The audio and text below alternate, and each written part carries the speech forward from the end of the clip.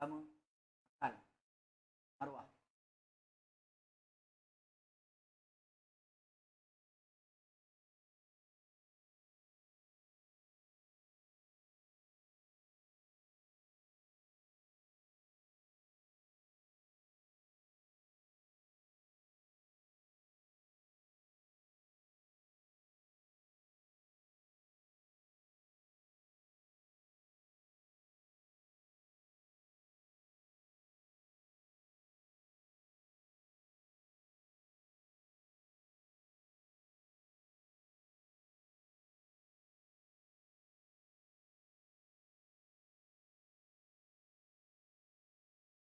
Nak komen apa lagi dah betul.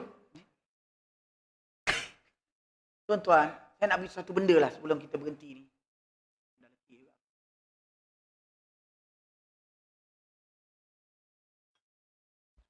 Saya nak beritahu tuan-tuan, syariat Islam ini mukjizat. Mukjizat. Syariat yang diturunkan Allah Ta'ala ini menitipkan suatu ajaran yang jelas, hitam putih tentang yang hak dan batil. Tentang yang boleh dan tidak. Tentang yang utama dan tidak. Ini syariat Islam ini adalah suatu syariat yang menimbul iri hati orang-orang Yahudi. Apabila diturunkan syariat kepada Nabi SAW, mereka iri hati. Allah beritahu, Allah mengkhususkan rahmatnya ini kepada sesiapa yang dikehendaki Allah.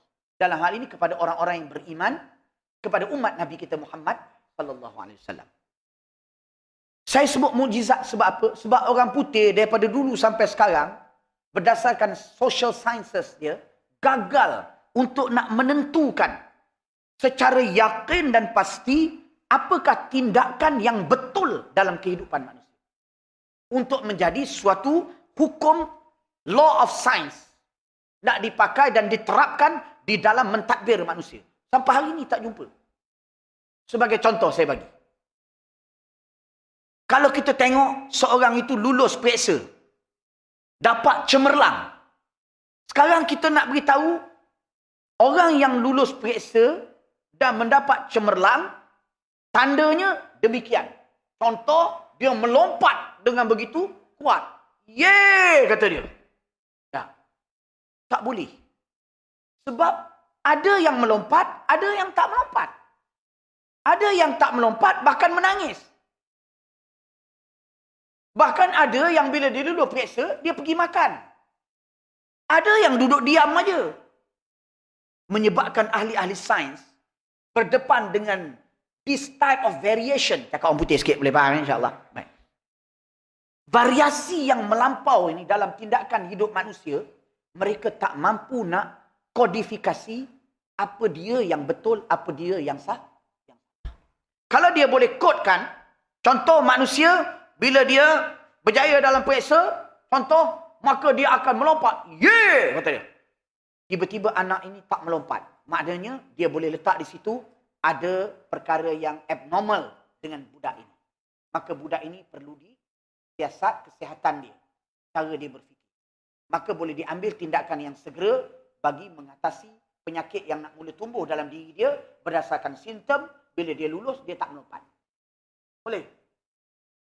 Dalam tu saja.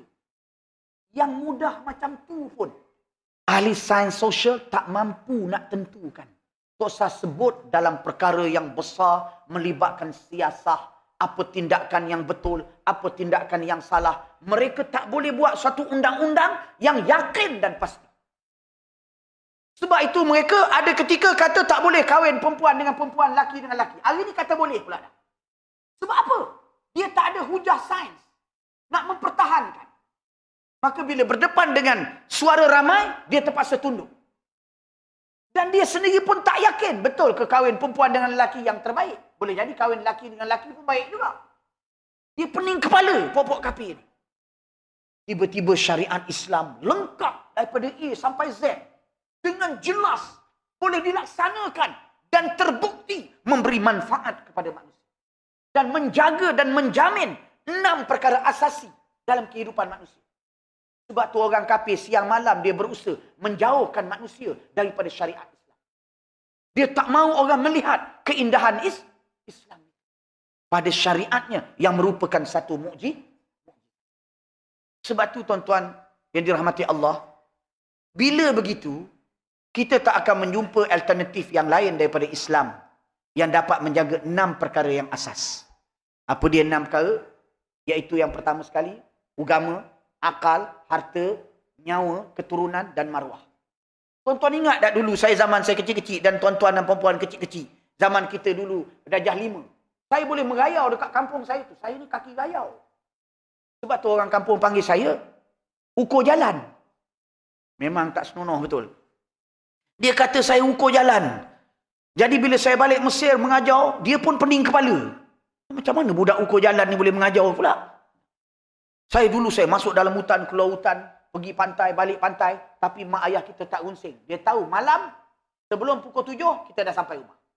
Macam lembu dengan kambing, balik-balik. Nah, kalau kita tak sampai rumah, maka kita sampai, lewat daripada tu, dia tala kita. Aku cakap balik sebelum pukul 7. Besar-besar dia tala kita. Dah.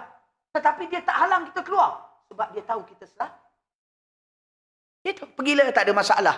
Tak ada siapa nak pergi bunuh kau, tak ada siapa nak pergi tikam kau. Kau bukan kacau orang. Tapi sekarang tuan-tuan berani nak lepaskan anak. Saya tak berani. Itu di kampung, tuan-tuan. Kau saya sebut di keluar, pergilah. Entah balik, entah tidak. Tahu-tahu aja mayat sampai. Menunjukkan hilangnya keamanan dan kedamaian di dalam negara kita pada hari ini. Bila dah tak damai, sembahyang pun tak khusyuk. Sembahyang tak khusyuk. Sahabat dulu sembahyang macam ni. Nampak kaki. Tak berpaling-paling kepala. Lepas daripada wafatnya sahabat Khulafaur Rasyidin, masuk kepada zaman Sayyidina Umar. Allahu Akbar. Tengok menghadap kepada kiblat. Dah mula bergali. Kerana kedamaian dah mula lantaran berlaku bermacam-macam. Tak bergerak. Masuk selepas daripada zaman Sayyidina Umar. Dah mula tengok kiblat. Zaman kita, Hana tak ada pula. Tak nampak tegak juga macam tu.